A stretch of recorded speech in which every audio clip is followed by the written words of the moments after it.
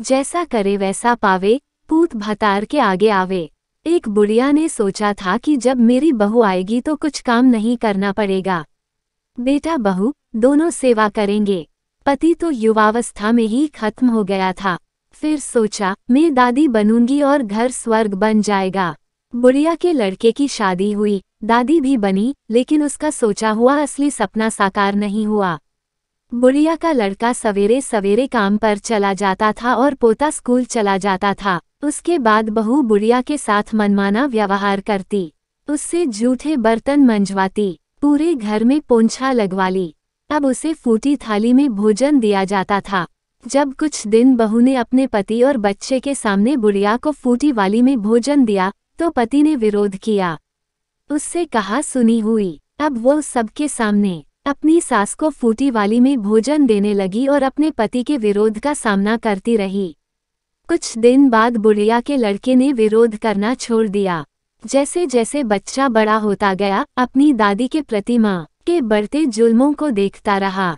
समझदार होने पर जब उसका विरोध करता तो उसकी भी झिड़की खानी पड़ती, लेकिन वह अपनी दादी के प्रति आदर और सहानुभूति रखता था। वह मन से अनुभव करता था कि घर में दादी के साथ सही व्यवहार नहीं हो रहा है।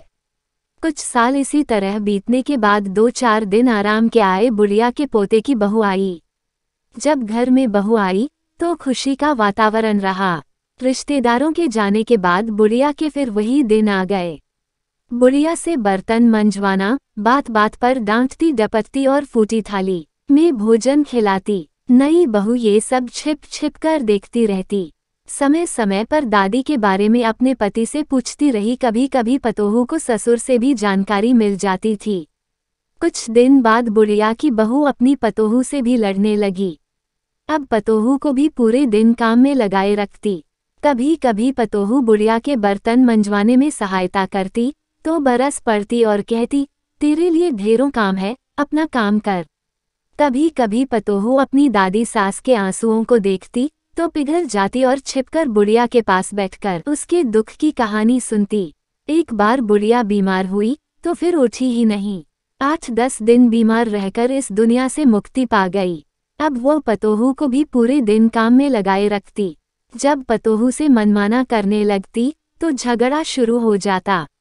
जब पतोहू ने देखा कि मेरी सास जैसे अपनी सास को खरी खोटी सुनाती थी, उसी तरह मुझे भी खरी खोटी सुनाने लगी है, तो उससे रहा न गया।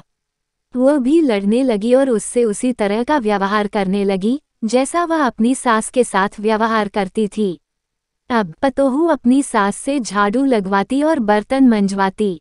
उसके बाद पतोहू उसी फूटी हुई थाली में खाना परोसकर देने लगी जिसमें उसकी सास दादी सास को खाना देती थी।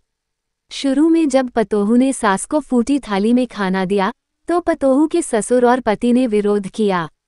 पतोहू ने जवाब देते हुए कहा, जब वह अपनी सास को इस फूटी थाली में भोजन कराती थी तब तो आप दोनों के मुंह सिल गए थे, कोई कुछ नहीं बोलता था। कितनी सीधी मेरी दादी सास थी, उसके साथ इसने कैसा व्यवहार किया, उसके आगे तो ये कुछ भी नहीं है। अब क्यों आप लोग इसकी पैरवी कर रहे हैं? कोई भी कुछ नहीं बोला। अब सास भी जानती थी कि यदि कुछ पतोहू से कहा तो मार पीट भी कर देगी। अब पतोहू से कोई कुछ नहीं कहता था।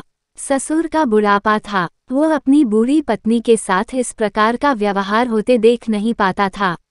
उसे गुस्सा आ जाता तो कुछ का कुछ बक देता था। जब पतोहू जवाब दे देती थी तो चुप हो जाता था। जब ससुर भी ज्यादा बोलने लगा तो उनके साथ भी सास जैसा व्यवहार होने लगा। कभी कभी एकांत में बैठकर सास ससुर अपने सुख दुख की कहानियां याद कर लेते थे और दोनों ही सोचते थे, जैसा करे वैसा पावे, पूत भतार के आगे आवे।